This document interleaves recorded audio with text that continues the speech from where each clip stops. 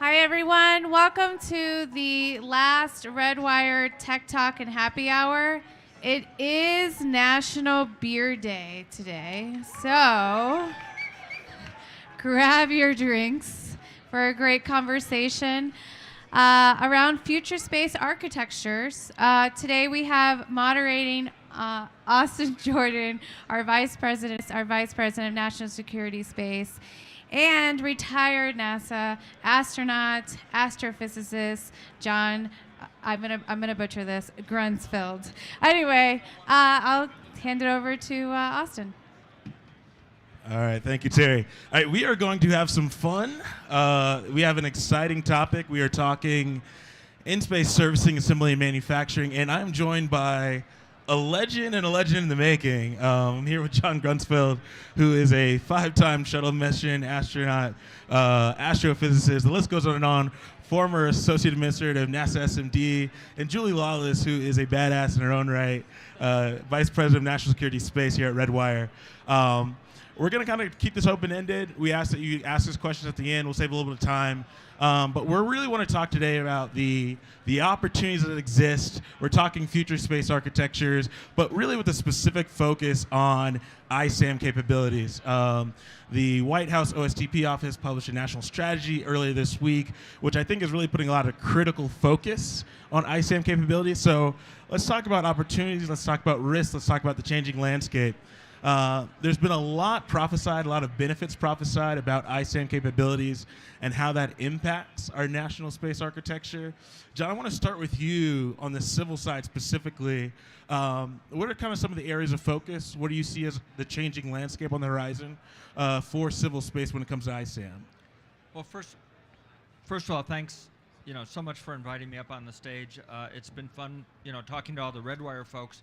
And because it's National Beer Day, normally we would be standing between you and happy hour, but Redwire has bought all this great beer, so please, step up to the plate, grab a beer, relax, think of some good questions. One of the amazing missions that NASA has just kicked off is the James Webb Space Telescope, and I had the pleasure of managing that for a few years at NASA as Associate Administrator, and I was just constantly stressed.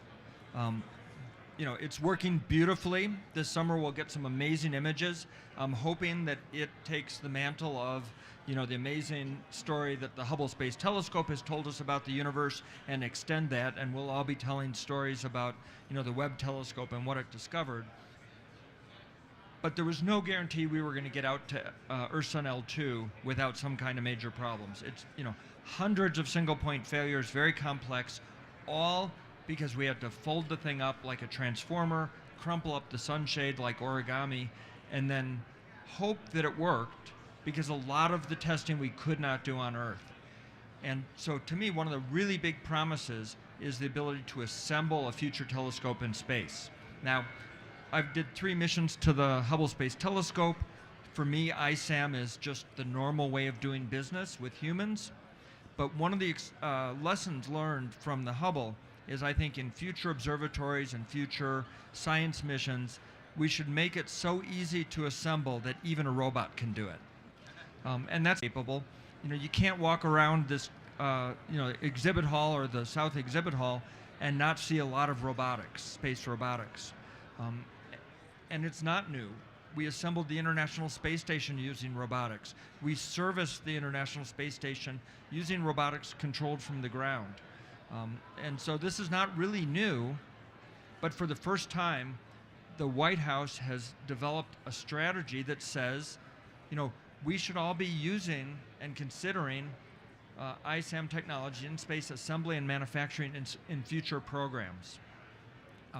The other thing you can't help but notice walking around is the incredible innovation in space that we're seeing. And the Redwire booth is the perfect example of that.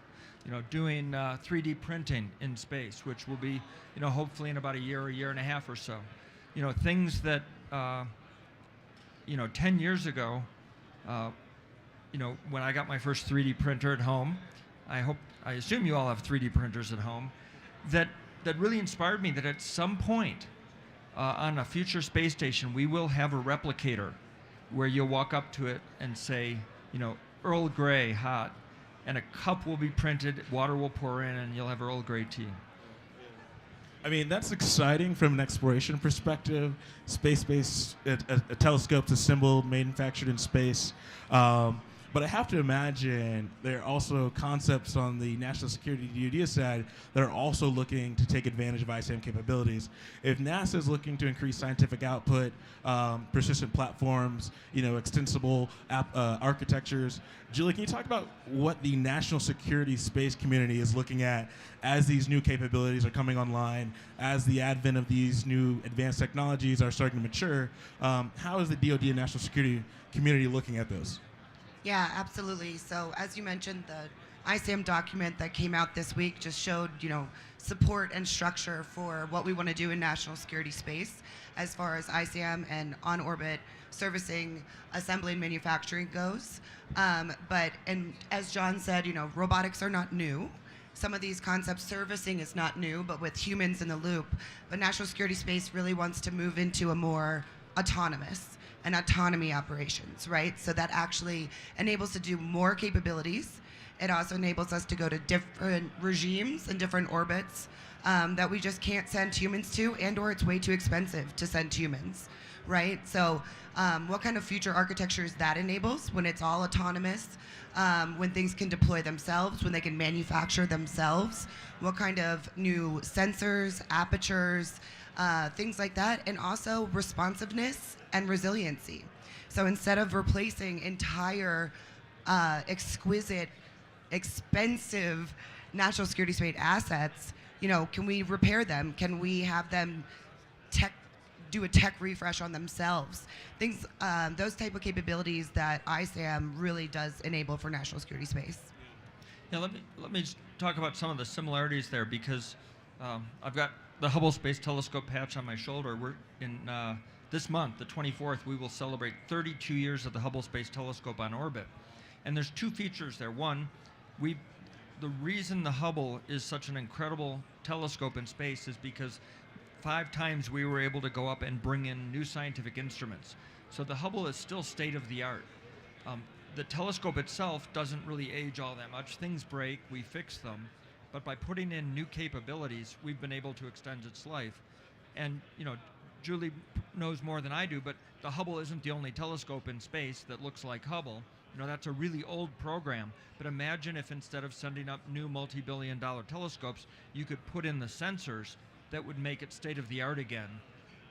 That's a compelling capability for defense.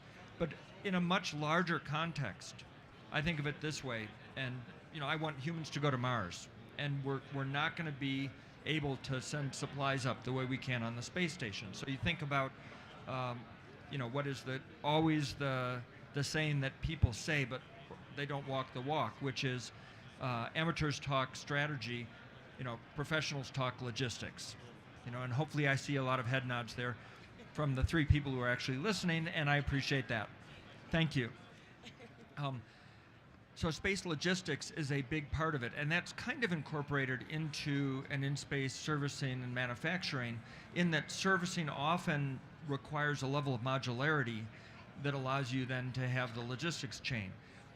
What I think ISAM really does, though, is not only solve some of the logistics problems, whether it's a new location, moving to somewhere else, a refueling, or an updating, but it solves the supply chain side, and that's the manufacturing. When we can manufacture things in space and have the supply chain start from raw materials, now we really have control over the space domain. So, kind of picking up on that a little bit, ISAM is very broad as far as the range of capabilities, from servicing, assembly, manufacturing, and also the maturation of the technologies varies, right? Astronaut 1 is a Redwire program that's scheduled to launch in a few years that will demonstrate robotic manufacturing and assembly in orbit. But we've seen examples already of missions of servicing capabilities, demonstrations of refueling. what's the attitude, and maybe Juli, I'll start with you, among the DoD community around which particular element of ISAM is most attractive in the near term? And is there a critical point of focus around servicing over robotic manufacturing, or is there a critical interest in assembly? Kind of what's the attitude among the community around what we can focus on first as far as technology development?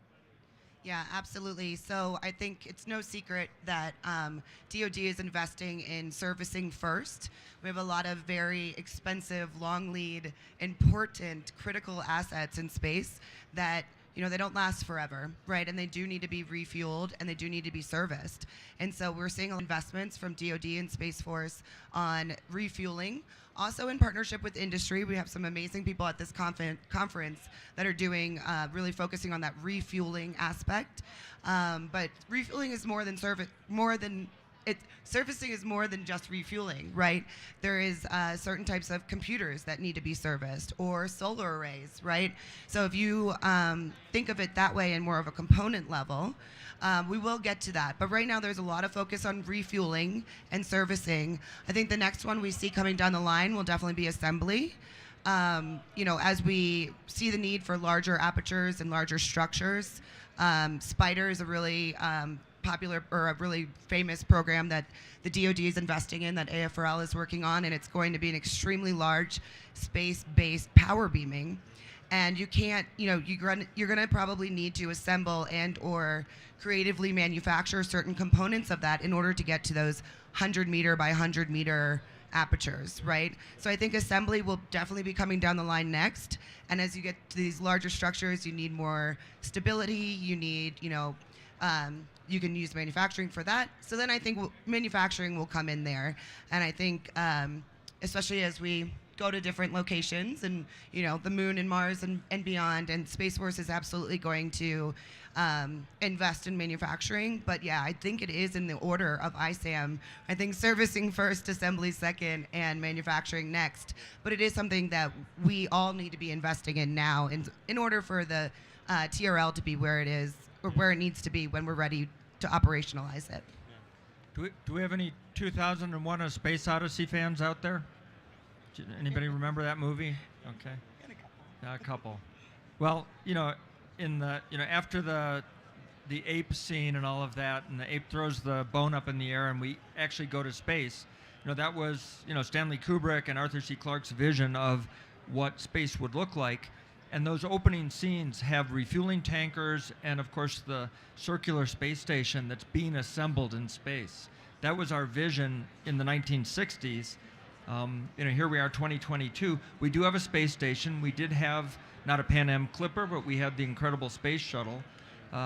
We service the Hubble Space Telescope, and we're getting onto refueling now with the MEV program. So I think it's just taking a little longer, but that vision, is still alive. No, that's good, John. Let's switch gears a little bit. We've talked about opportunities, we've talked about the benefits, but let's talk about the risks operationalizing ISAM. Obviously, there's more of a national focus now with the OSTP policy being released, but let's talk about the challenges that exist in actually operationalizing ISAM and proliferating this type of technology within the national space architecture. And John, I want to start with you. Kind of what are the real challenges today and tomorrow that are ahead on this roadmap as we look to kind of expand the utilization of these type of capabilities? As an astronaut, one of the briefings that we get is the risk of being hit by a piece of debris, and in my case, while doing a spacewalk, which is basically instantly fatal from the smallest of space debris. Has anybody seen a movie called Gravity? I'm so sorry. In that movie, they're on the Hubble Space Telescope, and either George Clooney or Sandra Bullock looks out, and they see a cloud of space debris coming. So realistic. Keep in mind that the velocities are such that a crossing velocity with Hubble's at 28.5-degree inclination, so a polar piece of debris is coming at you at 11 kilometers per second. So in 1 second, it's 11 kilometers away, and then 2 seconds later, it's 11 kilometers the other side. You're not going to see anything. You don't see it coming. And so actually, knowing that, and knowing that the Chinese ASAT test in 2006 or 7 increased the risk of me getting hit by debris by 12%, which is a lot. I never worried about it on orbit because I figured it'd be over so quick, that, I probably wouldn't be conscious very long, especially since, the entry wound would be small, the exit wound big, and, people live a long time when they're shot by bullets, except you're working in a vacuum, which people always told me I worked in a vacuum, and, so anyway, I didn't worry about that debris. But the Hubble Space Telescope, I went in 1999, 2002, and 2009, and I saw the difference each time I went from the outside being peppered by space debris. Sometimes little craters in aluminum on one of the high-gain antennas, a carbon fiber antenna, a hole about the size of a quarter. And so even though space is big, the space debris problem is very real. And I think humanity and the spacefaring community, we've just mostly been lucky. The more we ignore space traffic management, the more really cool stuff we keep sending up in terms of, hundreds of CubeSats, small sats, the chance that we make space uninhabitable is a real risk. And so one of the reasons why I like, the in-space assembly and manufacturing and the servicing part is that we can start intelligently putting up platforms where we put on the new instruments, and when they fail or it's time to replace them, that we actually bring them back home to Earth for refurbishment or intelligently deorbit them and start trying to be responsible and minimize the amount of stuff we put in space while at the same time having greater capability. Yeah, not to mention if you're manufacturing things in space, you're not even just restricted to launch volumes and all of that, right? So now you have some very, very large things, and you have more things in space, right? You mean targets? I didn't say that. But yeah, absolutely. And I do think, there's also a risk in some of these technologies. You don't necessarily have to do ground tests on them, right? You can't if you're manufacturing something in space. So then what if it fails up on orbit, right? And what if it messes with something else, or it's trying to service something but they collide, and then you create your own accidental ASAT of sorts, and we've seen in recent news with SJ-21 and China deorbiting one of their own satellites. But what if they messed up? What if something went wrong, right? And so then you are creating more orbital debris. But I might be stealing your transition here. But instead of sending up new assets, you can repair the ones that are already up there, right? So you are maybe creating more materials, and it goes both ways. You may be creating more items in space, but you also are not having to launch an entire new satellite to replace one that maybe just had a failed solar array. I think the other risk, which is the human nature risk, is our conservatism. And I think that's what's held us back for the last decade or so. The new White House ISAM strategy, I think, helps there. Because from the strategy, then federal agencies and departments and contractors, companies, can take more risk because we have that structure and we have some direction to go ahead and take the risks to increase our capability in space. Yeah, and both of you, I'd like you to speak on what do you see as the role of industry in really driving and being change makers here as we look to mature these capabilities over the next several years? And what is the role of government as well? What does the public-private partnership relationship look like in light of this strategy moving forward? Well, I'm a NASA baby. I was actually born the year that NASA was started, so I'm really old. 1958, the Space Act was passed. And so I'm used to this model where, the government drives everything. And, if we want to build a Saturn V, well, then we hire the contractors and we tell them exactly what to build. For the Hubble Space Telescope, Lockheed Martin built the telescope, but the government, gave a lot of direction there. I think, we have to stop embracing that model, and we are. I mean, you just have to look around because there's so much energy and there's so many young people with, really great ideas and just enormous private investment in new technologies for space. And I think, From the government side, we are embracing that. You can look at the commercial orbital transportation system, NASA cargo and crew, and the many other things we're doing. And I think the Space Technology Mission Directorate at NASA now, with a really small budget, is leveraging that like crazy. And the activities here at Redwire are just a great example. And so I think we're moving into a new world where finally, after 60 years of federal investment in space, the industry is more than capable in the kind of research areas that I work in to take a lead so that NASA can focus on what is important for the NASA science, for instance, and not worry about the spacecraft or the platforms or the robotics. Yeah, your question was, what's the role of industry? And it's important. It's very, very important. And John really touched on it. I think we kind of get a chicken and the egg conversation with a lot of OSAM and ISAM technologies where, as industry, we go to the government, we look to the government to say, give us requirements. What do you need? You have the big dollars. But then government is like, no, you have the big dollars now. And you are the ones that can be agile and you can really be forward thinking. So I think the role of both of them is very important. I think we need to play nicely together.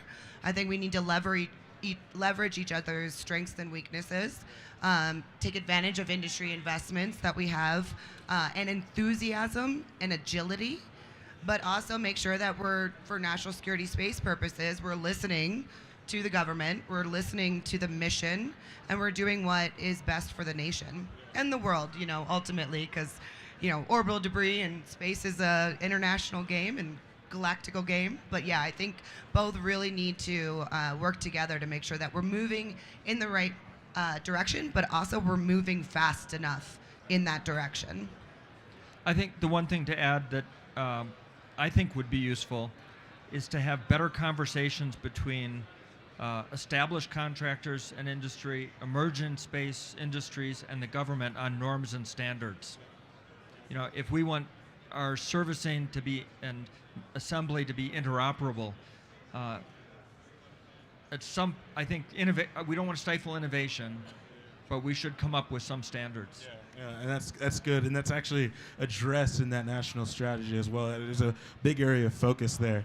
I want to save a few minutes for questions, so I'm going to ask one more before we kind of open it up to the crowd. Over the next 10 years, if you could kind of look into your crystal ball, what ISAM application most excites you? I feel like for John, you're going to say space-based telescopes or optical interferometry, but I just want both of you to kind of react to that and kind of tell me, what do you think is going to be the most exciting application of this type of technology in the next 10 years? Well, I'm going to say telescopes. So, imagine that we send up the pieces for a large space telescope. And what does large mean? About 8 meters across, 6 to 8 meters, that is put together, that has, the diffraction limited ability to look at sun-like planets, about 30 to 50, Earth-like planets around sun-like stars, and look to see if there's anybody home. Imagine if in, the next 10 to 15 years, we see another pale blue dot that could be an Earth 2.0 that has signs that it could be inhabited. I think that really would just change a lot and, would be such an incredible discovery. My belief is that's only going to be made by a telescope that's assembled to get the size, because photons from such a pale blue dot arrive at an 8-meter telescope at the rate of about 1 per minute. So you need a lot of collection area. And it's not coincidental, because I'm going to hand it over to Juli, that it would be really interesting to have a similar telescope at GEO looking down that gives you fully persistent imaging anywhere on planet Earth. Well, you have to have several. You can't have just one, obviously. But to have that capability and to have your adversaries know that you're watching with that kind of detail. Yeah, absolutely. Looking down, but also looking outward, right? And with different types of sensors and signals. I think that gets me really excited. Also, large structures, complex geometries we couldn't do before, and just sizes of apertures that just will not fit in a rocket. So we never had these capabilities before. And then, yes, that's a very large thing up there, but if we can service it as well, imagine what we could do. Or if we could say we're being responsive to a threat, we could alter that structure up there, that capability up there in situ. I think that really excites me. And to have these, forward operating bases that have spare parts or spare satellites to really enhance the responsiveness for U.S. Space Force and the intelligence community. Absolutely. You both are like a wealth of insight up here, and I'm really lucky to have this conversation. I know you both are really passionate about this topic. I want to pause for a second and see if we have any questions from the crowd. Very, very smart SMEs up here talking about ISAM. So, and if you don't ask questions, we're going to start telling jokes. We have two.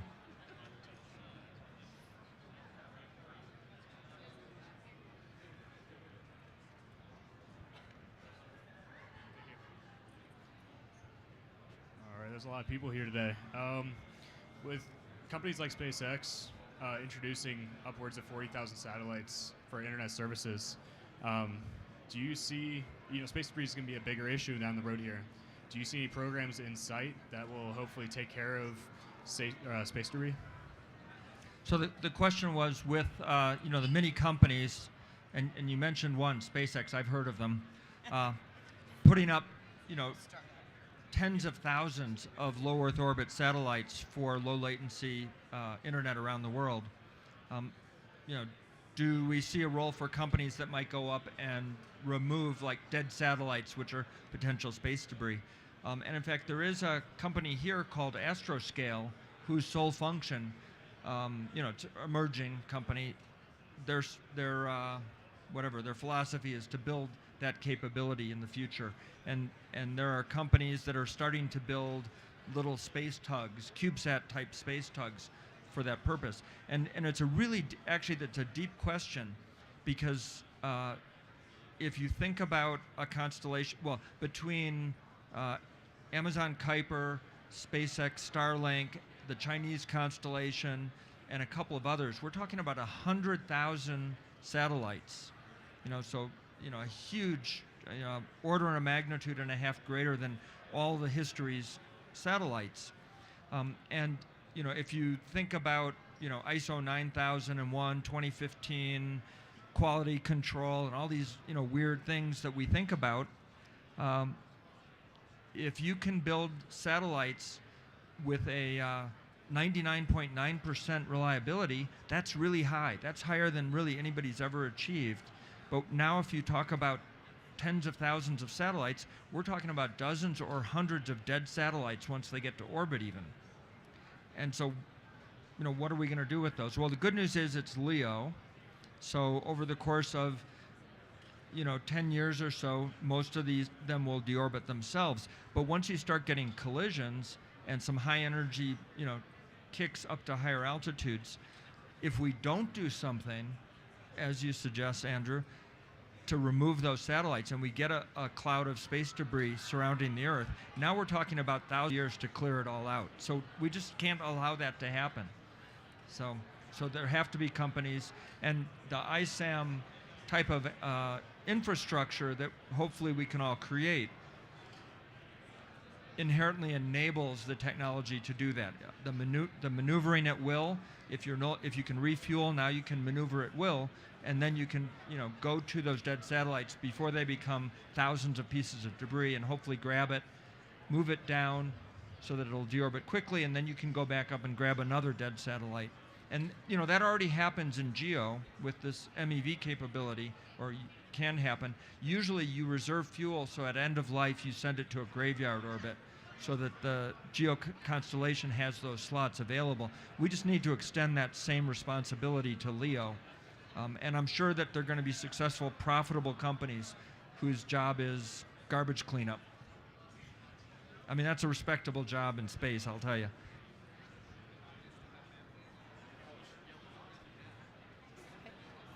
All right, I think we're done with questions. Thank you so much.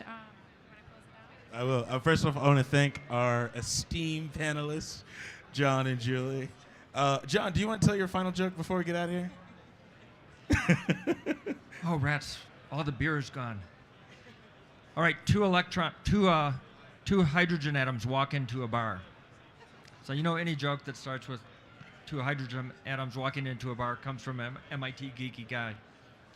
One says to the other, "I think I lost an electron." The other one says, "Are you positive?" Okay, thanks. I'm here all night. Well, first off, thank you, John. Thank you, Juli, for joining us. Thank you all for being here. This is our final Redwire Tech Talk. We appreciate you for coming out. Please, the beer is gone, so it looks like everyone enjoyed the beer. John and Juli have been hanging out if you want to come up and meet them and hang out and ask questions. So thank you all. Have a good rest of your evening. Thanks.